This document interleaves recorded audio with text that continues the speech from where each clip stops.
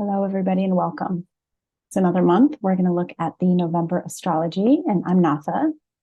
But before we start, if you have not listened to any of the Star Narratives, the podcast, the Spiritual Navigation Tools series, there are 12 interviews with practitioners from all over where we talk about different forms of navigation tools, from plants to relationship skills, to working with money, to working with creativity, astrology, of course.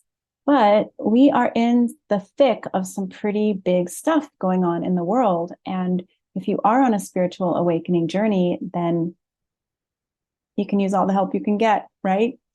So I wanted to let you know too that the podcast is going to morph into season 5 now, and we will have a whole new premise and a whole new system for that.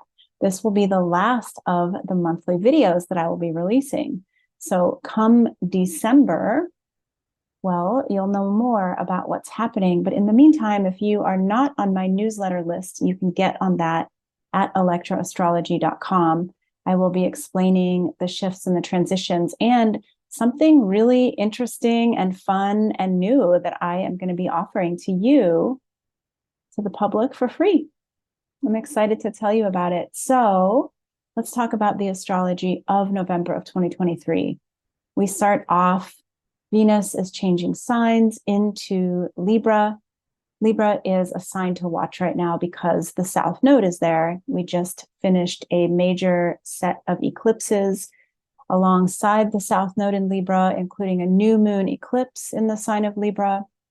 So Libra is a pretty big deal right now. And the archetype of Libra, remember, is one on the positive side where things are just and fair and balanced. And we are in relationship with people, and it is right relationship. Things feel good. We are giving and receiving. We feel held. We feel seen. But when the South Node is in Libra, things are difficult because relationships are not always easy and things are not always balanced and just. And we're having to contend with some of that. We're definitely seeing the impact of that across the world. Our eyes are being opened. It's not as if they weren't open before, but they are becoming more open to the imbalances and the injustices. And while we can't solve the world problems from our own little homes and places on the planet, we can certainly look at our own relationship dynamics for what needs to be healed. How do some of the same dynamics that we see out there, how do they show up here on an internal, on a very personal level?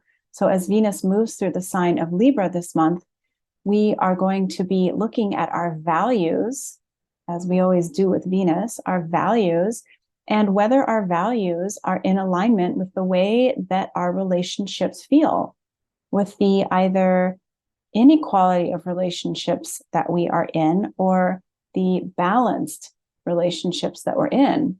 And so that is a question for you this month. Are my relationships in integrity with who I want to be and with what is valuable to me at this point in my life? Mercury enters Sagittarius. We do begin moving into the Sagittarius energy. But on November 13th, we have a new moon in Scorpio at 20 degrees. It's going to be in a conjunction with Mars. It's interesting, this month, both of the lunations, the new moon in Scorpio and the full moon in Sagittarius on the 27th, are in conjunction with Mars. Mars is our divine masculine. It is the energy within us that drives us to create boundaries, to move into action, to be strong. And of course, Mars is also a planet to watch because Mars is the ruler, the dispositor of the North Node right now, as the North Node is in Aries. So while we're looking at getting rid of old dysfunctional relationship dynamics as they relate to the Libra archetype, we are looking at fortifying ourselves, at becoming really good at knowing whether we are in alignment with what is true for us.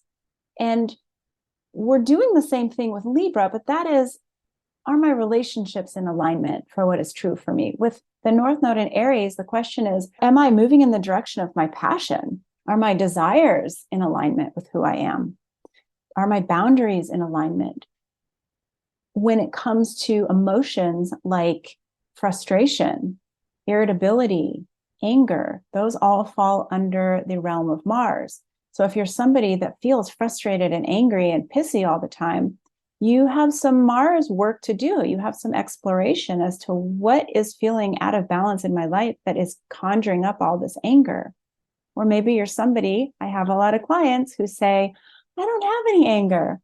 I'm not mad about anything. And I would challenge you and say, is that true? Because with a North Node in Aries, especially later, which I will talk about, when Chiron meets the North Node, we really have to look at how we push our anger down, how we swallow it. If we were raised in families where we were not allowed to be angry, the kids just simply could not be angry. And so if this is speaking to you, know that with these two lunations that are conjunct the planet Mars and the North Node in Aries ruled by Mars, that these are big themes that are important. And speaking of Mars, on the 24th, Mars enters the sign of Sag. We have on the 27th a full moon in Sag. So the archetype of Sag, especially as it is mixed with Mars, is asking us to go in and look at our beliefs. And how does anger drive your beliefs? And if you think about how much dysfunction we see right now in the world, well, we've had this dysfunction existing. It hasn't felt as big and as loud as it does right now, necessarily. Different pockets of time, but this anger that drives belief systems, and that belief systems that drive us into things like war. Mars is the ruler of war. So, like I said, you can't go fixing huge world problems all on your own, but you can look at how these things show up in your own personal life. What are the belief systems that you carry that are fueled by anger, that make you want to go to war? And even something as simple as having words with somebody in a social media comment section. It's been interesting to watch how quickly people are to go to battle with one another. Whether it's over washing chicken in a recipe video or something that is going on politically, it is a little too easy for people to snap and go to proverbial or real war with people because those people do not seem to share the same beliefs. Beliefs are good to be watching right now because we have heart-held beliefs that we know to be true because they feel good and they feel right. And we have the beliefs that we were conditioned to believe through our culture, our family, our religion. And at this pinnacle time, when we are on the verge of transformation, examine your beliefs and decide, are those still my heartfelt, heart-held beliefs? Food for thought. I hope you have a wonderful month. Come find me at electraastrology.com or Instagram at Electra_astrology. Have a good month.